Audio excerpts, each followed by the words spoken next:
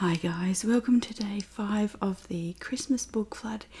So today we're doing a really lovely one, and it's a collection of envelopes that Emily Dickinson wrote on. So you can see that there's a larger version of the book and a pocket-sized version.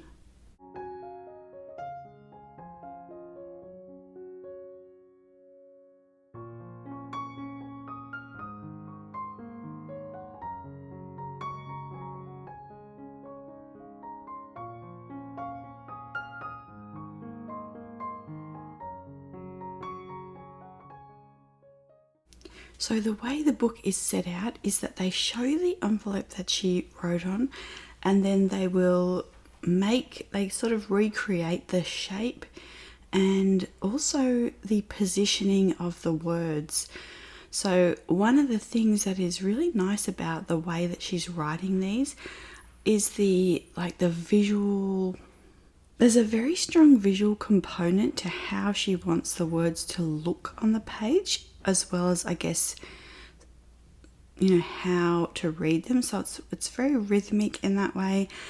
And yeah, it's really, really lovely. So in her lifetime, she only published 10 of her 1800 poems. So I think it's just really lovely that we are able to kind of have this collection.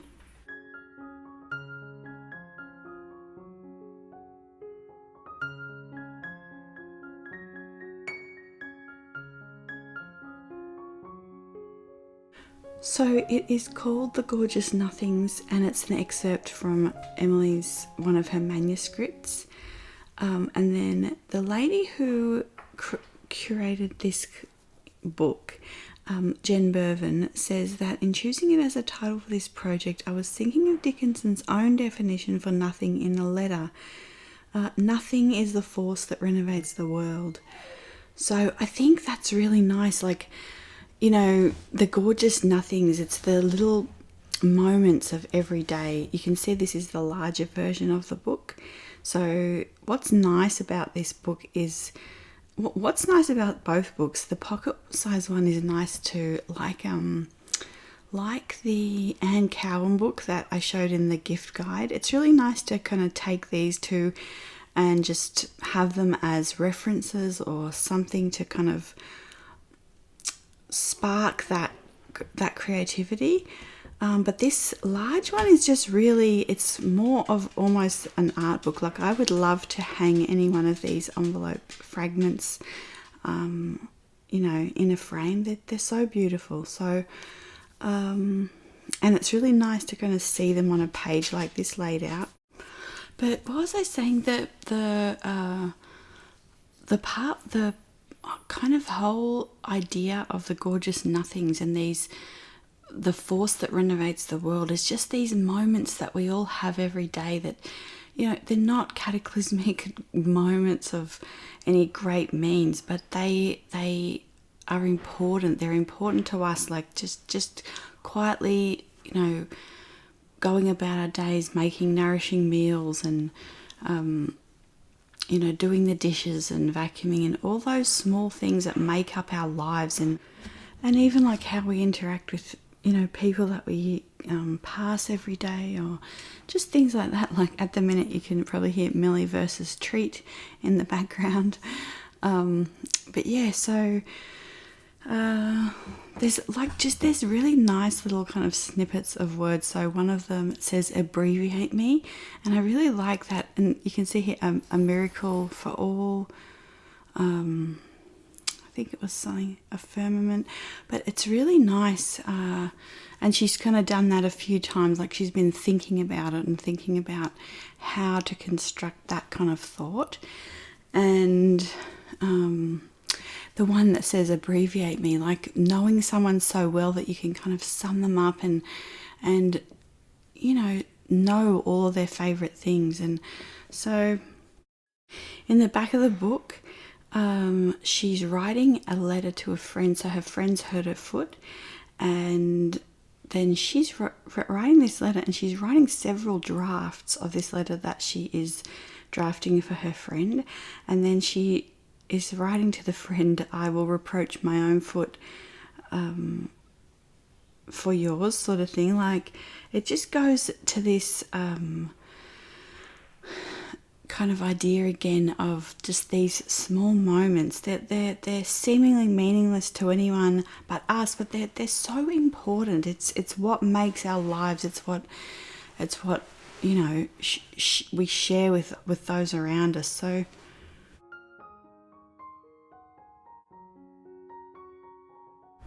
two other fragments I really love. One says, "The mind was built for mighty freight," which I love. And then, "Long years apart can make no breach a second cannot fill." So there's such beautiful ideas. And one of the things that I wanted to kind of show you here, as far as kind of how do we take this and implement some of this into art and into watercolor. So these are a couple of the sketchbooks that I forgot to show these on my sketchbook roundup.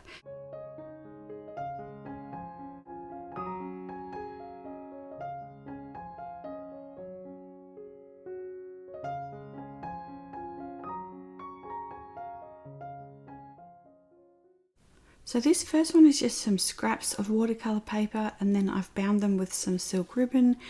And I was using this for my last shop update. I was kind of seeing if I liked the colors together.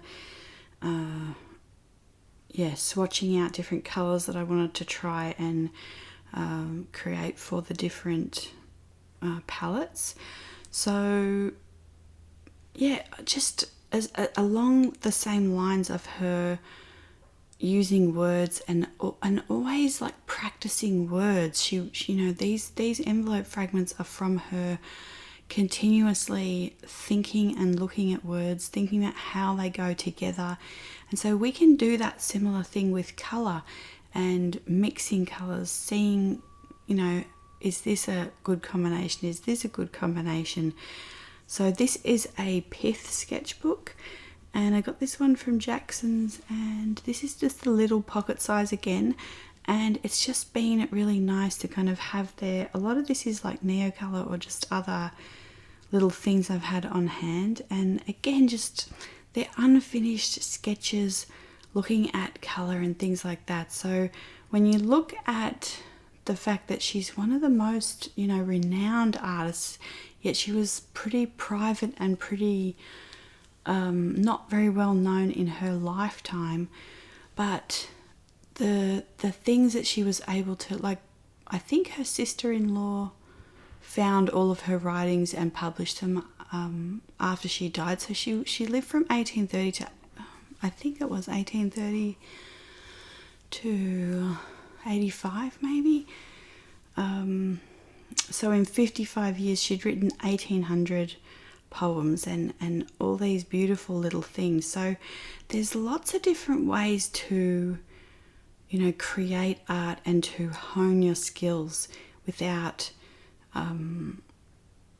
even if you don't have time, or if you're just kind of unsure of what to do, just start with the little snippets of things that really inspire you and that you're thinking about. Like if you're thinking about certain color combinations, if you're thinking about a certain composition and you want to just kind of sketch it out several times. Sometimes it's really nice to also try different colors, like similar colors in different mediums. So I think at the back here I always have just random pages of swatches. These are some pastels, and again, like looking at the way that different mediums will go down on the paper, the way the colors. What I really like about doing swatch sheets is that every time you do one, you'll pick up different colors and put them next to each other, and you often find really interesting combinations that way. So again, this was from, I think, one of my neutrals palettes, like a tonals palette that I put out, thinking about pastels and how they have that gradient, and how much I just love this kind of smoky lavender gradient.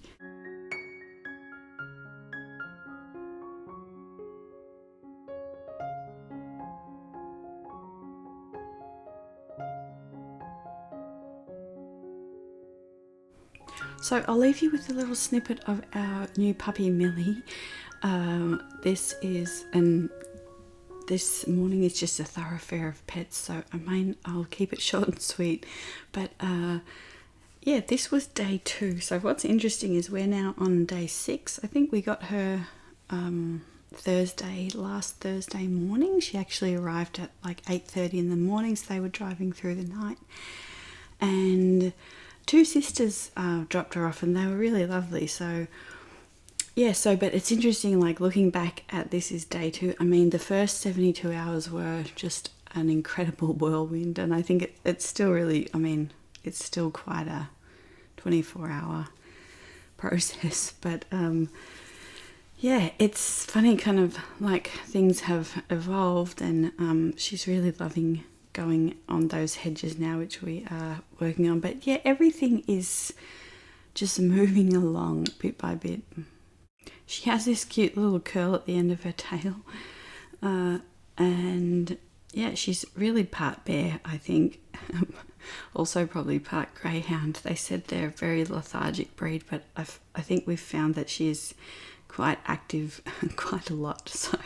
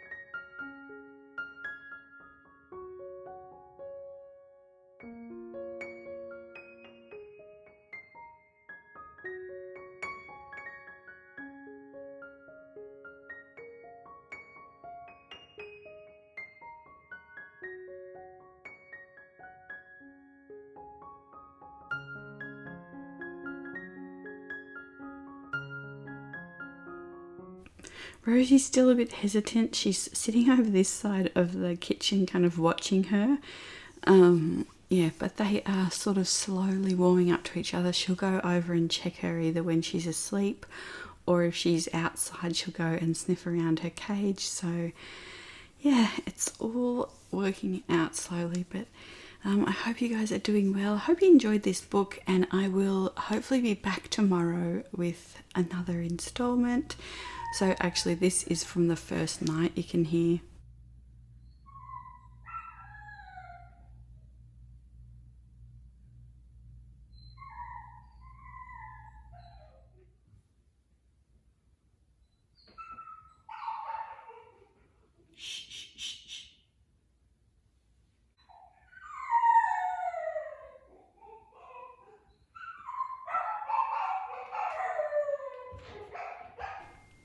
So if you tell her to lie down and she goes back to sleep, then she's fine. But if it increases, she needs to go out or she needs something. So yeah, anyway, I will get back to it, and I will see you guys in the next video. Bye.